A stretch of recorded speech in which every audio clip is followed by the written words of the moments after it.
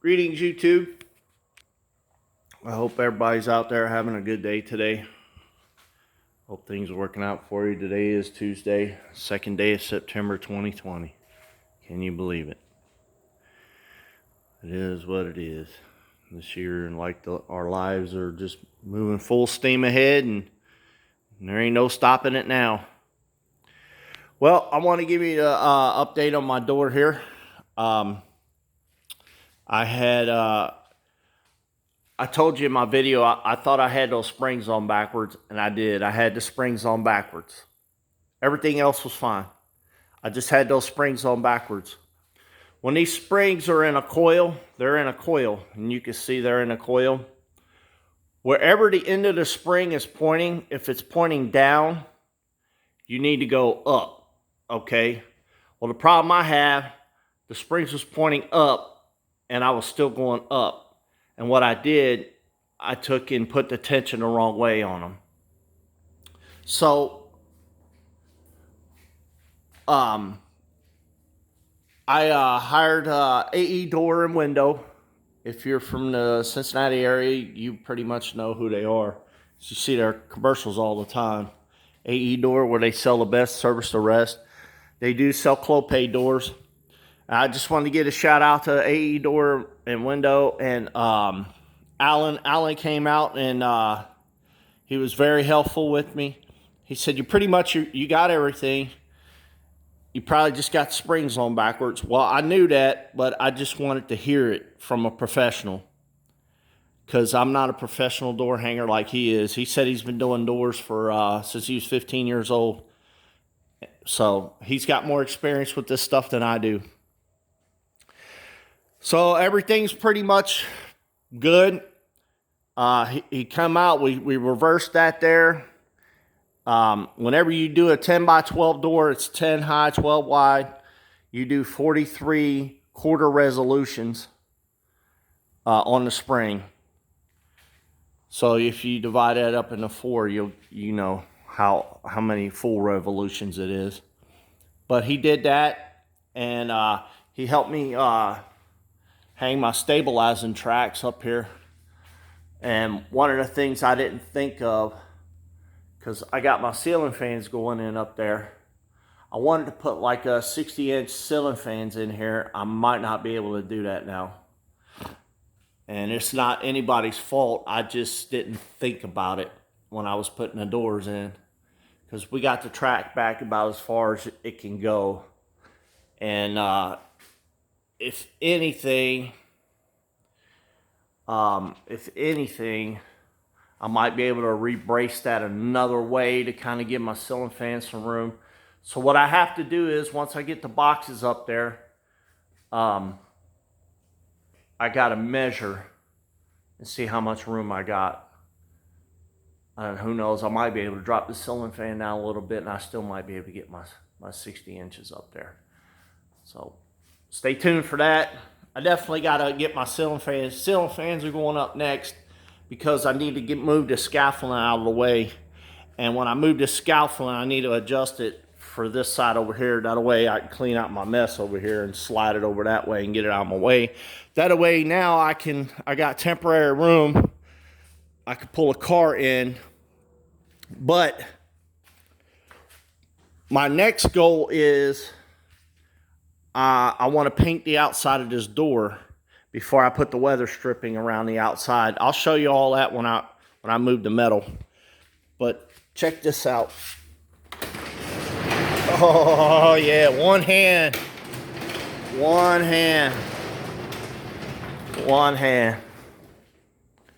Love it. I still got to remove this, but I'm not ready to remove this yet, because I got to put the weather stripping on this right here. And with me not having any weather stripping on there, if it rains, it's going to get water in my shop, and that's what we don't need. Especially we have one of these real good downpours where it's just blowing up against the door. So I got to I'm waiting for like a good weekend. I'm waiting for a good weekend, And then once I know it ain't gonna rain that weekend, I'm gonna probably pick up my paint probably next week of the color I want to paint the outside of my door. And I'll probably pick that up next week. That way I can go ahead and paint the door, put the strip on, and then paint the inside of this.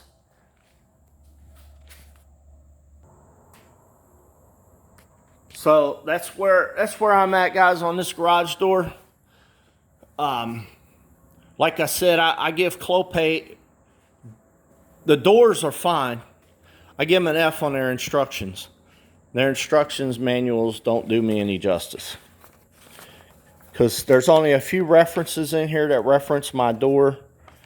And that's it. See, if you look right there, that's what they're talking about right there. The weather stripping. It says stop molding, whatever. But there's only a few things in here that reference. But let's get to the spring area.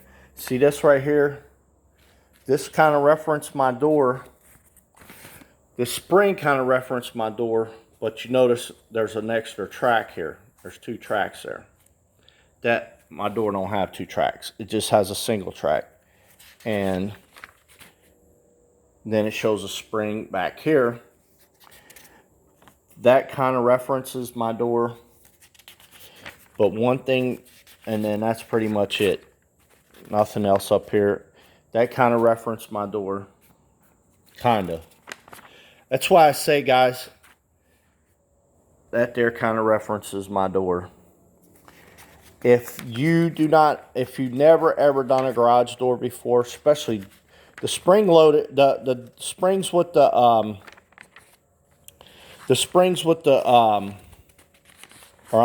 garage door with the springs that are on the side, they're usually the little doors, like, 6x6, 6x7, or 8-foot door.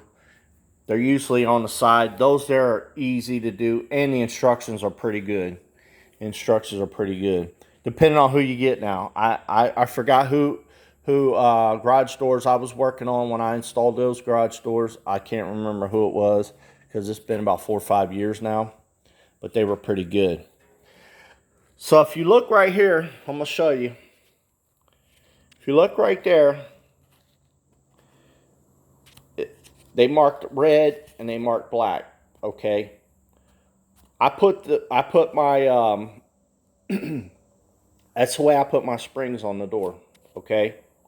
I put my springs on the door just like that, and it was wrong. The red needed to be over here on this side, and the black needed to be over here on this side. Okay. And then if you look right here, it says it needs to go down. Well, and then if you look over here, it says it needs to go up. But it does not tell you which way to set the springs. So I followed this right here, and it was wrong.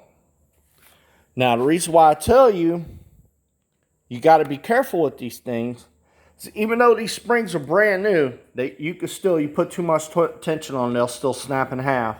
And when they do, if a piece of that spring flies off and smacks you in the face or hits you in the eye, make sure you please wear safety glasses if you attempt to mess with these springs.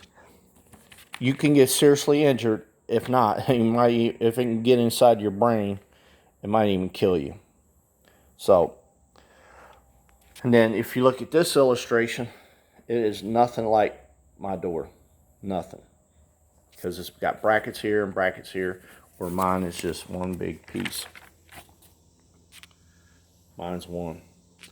So, if you read all this stuff right here, it tells you nothing. It don't tell you how many revolutions to go. It don't tell you. It gives you 2 illustrations, and it confuses you. So it just, and another thing too, they do not tell you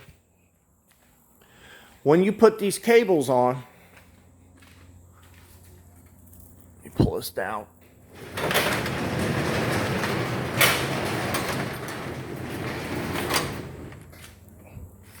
You see this cable right here? when you put this cable on, let me just pull the door all the way down.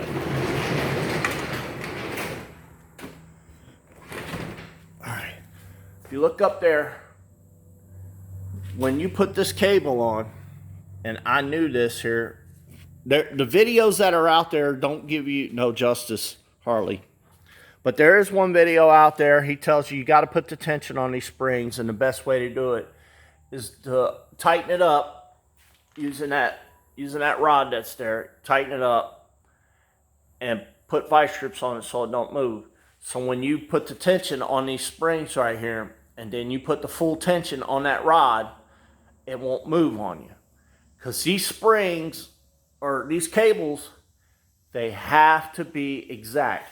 Because if they're not exact, if this one's looser than that one there, when you go to pull this door up, it's going to come up on one side and then it's going to shift on the other side. So you won't be able to pull the door up right. And when the door shifts, it's usually one of these cables that are not in sync. They have to be in sync with each other. So basically what you do is you just hand torque them and then put vice grips to hold them in place. And then once you torque these springs and then you put the tension on that rod, they should be fine. And you should be able to pick your door up. Literally, I'm using 2 fingers. You should be able to pick your door up with at least 2 fingers.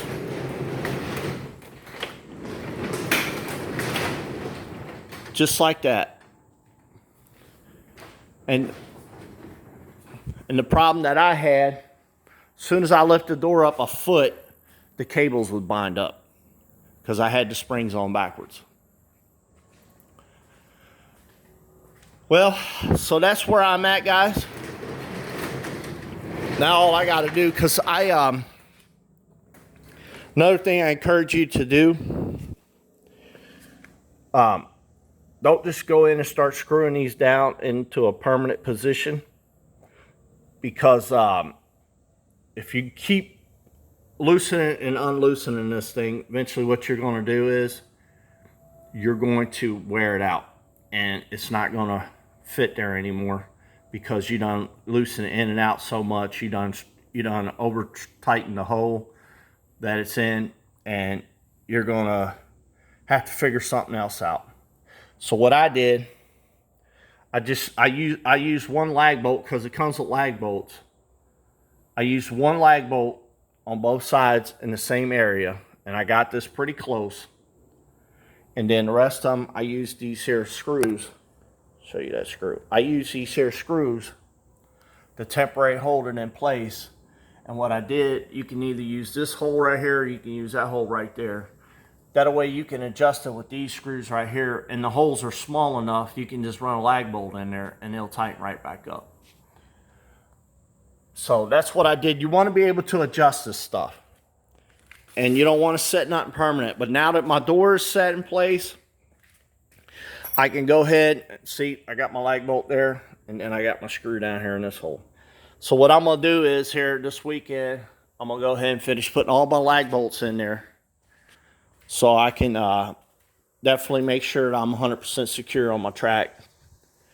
But whenever you guys do this here, guys, all you want to do is make sure you got at least that much gap on your wheels. Because these here will move in and out. They constantly move in and out. They find pretty much their groove and move in and out. And you want to eyeball it and get it close. You just want to get it close. Like, see this one over here? I don't have the gaps in it. So what I'm going to do is I'm going to readjust this track. And that's where another thing, you put your lag bolt in the middle. That way you can move either way. So I'm going to readjust this track this weekend to get it looking like that over there. And then it should be fine. You just got to get it close, guys. You don't have to get it perfect, because these wheels will find their groove in the track. All right, guys. Well, I got my door in finally. But now I got to do a little detail stuff. I still got to put my lock on there. That's my lock. I got to figure out where I want to put it. I'm going to probably put it on this side over here. And that's what these holes are for right here. You knock them out so you can put your lock in there. My lock's probably going to go in here or one of these right here somewhere. See, there's another one right there. So I'll figure out where I'm going to put my lock at. And I got to figure out where I got a handle.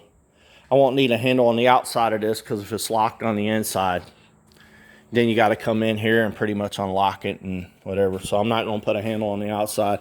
I'll probably put my handle, probably put it right here somewhere. That way it'd be easier for me to lift. Or I got another thing over here. Pretty much this thing right here. This right here you can use as a handle. You can use that as a handle. Or you can also use it to push the door all the way to the floor with your foot. That way that bottom is sealed before you lock it. So, all right, well, I hope this helps somebody. This is a Clopay 10 by, it's 10 foot tall, 12 foot wide. And I hope this helps somebody to when you, if you decide to tackle your door. The main thing is, guys, you want to make sure you get that spring. This is a two-person job, but if you're like me and get innovated, those are my stilts that I used to hold that track while I took and bolted it all in. So, but if you can get a buddy that can help you, that's got some kind of knowledge, or do like I did, just get the main thing up there and then hire some professional to come in. And I always say, guys, if I got to pay you, if I have to pay you to fix my stuff, you're going to teach me. And I asked a lot of questions. What did you do? How'd you come up with that? Why this? Why that? But on this one here, I kind of knew. I just needed a professional to tell me that it is what I did wrong. I had the springs on backwards.